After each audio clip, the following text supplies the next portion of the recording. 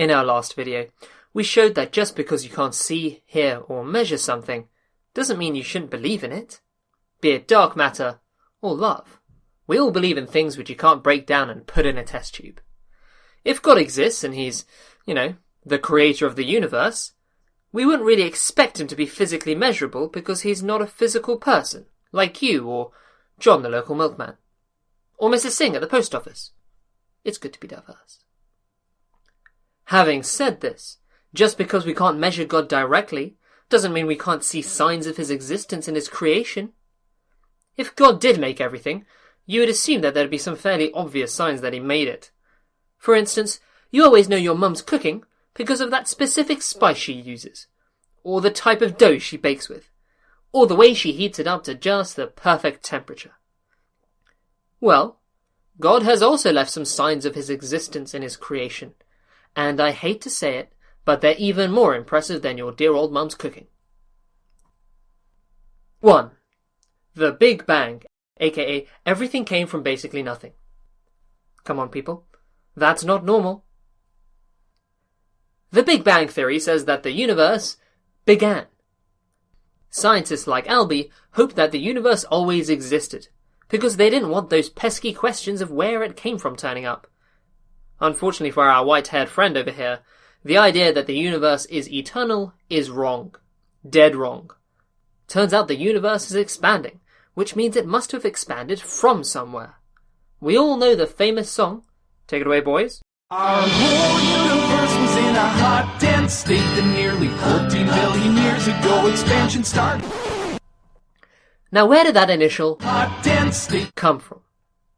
If something began, it had to have been begun, right? Us religious folk have always had an answer. We say that there had to have been an eternal entity which always existed, and which begins universes like ours. We call that eternal entity, drumroll please, God. On the other hand, atheists are left empty-handed. They're hoping that if they stare at the universe long enough, they'll figure it out. Well, staring at the universe won't tell you about what produced the universe when it didn't exist, so good luck with that. 2. The fine-tuning of the universe, aka why are you here? No, really, why? Do you know the story of Goldilocks? Goldilocks was a young girl who trespassed into the house of 3 bears. Why these bears have a house, and why you'd ever break into a house of bears, I'll never know. But anyway, when Goldilocks got inside, she found some bowls of porridge out. The first one was too hot.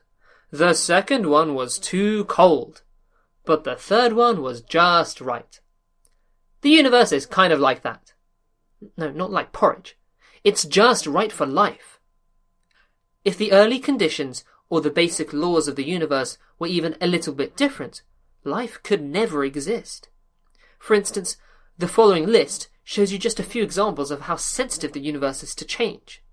If any of these ratios changed even a tiny amount, it would be physically impossible for you and I to exist. And that would be a tragedy. But instead of getting all mopey-eyed about it, we should be asking ourselves, what are the chances? If the universe just popped into existence by accident, whatever that means, the chances would be effectively 0. But if the universe was designed with the specific purpose of producing life, like every religion says, then that would explain a lot, wouldn't it? 3. Origins and evolution, aka stardust turns into little cells that turn into little people. Aww. Did you ever play with Lego?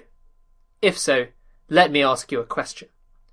If you take a box of broken up Lego and shake it up, how likely is it that a Lego building drops out? Or a Lego helicopter? Or the Lego movie Batman, walking, talking and busting up criminals? Pretty unlikely, right? Because we all know that to make any of these things, you need very specific configurations of building blocks that work together to produce a useful outcome. We can all learn a lot from Lego. Just as we know it's practically impossible for building blocks with no will of their own to come together to produce useful and interesting things, we also know that dead chemicals should not be able to arrange themselves into living systems. And yet, that's exactly what we see. The chance arrangement of DNA to produce even a simple protein is mind-bogglingly unlikely. Now imagine millions of these proteins working together in millions of cells to produce living beings like you and I.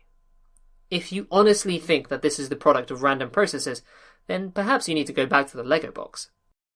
These things don't happen by chance. And if it ain't by chance, it must be by design. And design needs a designer. Catch my drift? So there you have it. 3 ways that modern science supports the idea that God exists. So next time an atheist says that belief in God isn't evidence-based, just refer them to Sheldon, Goldilocks, and Lego Movie Batman. Or just send them this video. Probably be easier.